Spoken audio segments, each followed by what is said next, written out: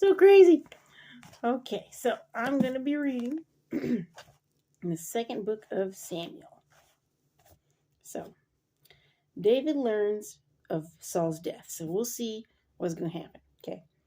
Now, it came to pass after the death of Saul, when David had returned from the slaughter of the Amalekites, and David had stayed 2 days in Ziklag. On the third day, behold, it happened that a man came from Saul's camp with his clothes torn and dust on his head. So it was, when he came to David, that he fell to the ground and prostrated himself. And David said to him, Where have you come from? So he said to him, I have escaped from the camp of Israel. Then David said to him, How did the matter go? Please tell me. And he answered, The people have fled from the battle. Many of the people are fallen and dead, and Saul and Jonathan, his son, are dead also. So David said to the young man who told him, How do you know that Saul and Jonathan, his son, are dead? Then the young man who told him said, As I happened by chance to be on the Mount Gilboa, there was Saul leaning on his spear, and indeed the chariots and horsemen followed hard after him. Now when he looked behind him, he saw me and called to me, and I answered, Here I am. And he said to me, Who are you?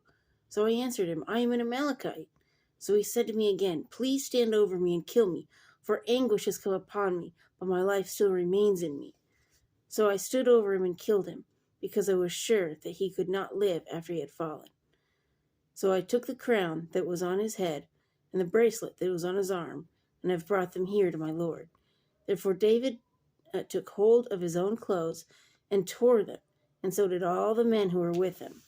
And they mourned and wept and fasted until evening for Saul and for Jonathan his son, for the people of the Lord and for the house of Israel, because they had fallen by the sword. So that's interesting. Saul tries to kill him, and he still is mourning for him. Then David said to the young man who told him, Where are you from? And he answered, I am the son of an alien, an Amalekite. So David said to him, How was it you were not afraid to put forth your hand to destroy the Lord's anointed? Then David called one of the young men and said, Go near and execute him. And he struck him so that he died. So he killed him for killing the Lord's anointed, basically. So David said to him, Your blood is on your own head, for your own mouth has testified against you, saying, I have killed the Lord's anointed. Then David lamented with this lamentation over Saul and over Jonathan his son. And he told them to teach the children of Judah the song of the bow. Indeed it is written in the book of Jasher. The beauty of Israel is slain on your high places. How the mighty have fallen, tell it not in Gath, proclaim it not in the streets of Ashkelon, lest the daughters of the Philistines rejoice, lest the daughters of the uncircumcised triumph. O mountains of Gilboa, let there be no dew nor rain upon you, nor fields of offerings, for the shield of the mighty is cast away there. The shield of Saul, not anointed with oil, from the blood of the slain, from the fat of the mighty. The bow of Jonathan did not turn back, and the sword of Saul did not return empty. Saul and Jonathan were beloved and pleasant in their lives. You know, it's kind of funny. That reminds me of funerals today. Okay, here it says, Saul and Jonathan were beloved and pleasant in their lives. Jonathan, yes. Saul, no. But when people die, you never hear anything bad about them. It's like, they were so wonderful. They were so great. They're going to go to heaven. And not everybody's going to heaven.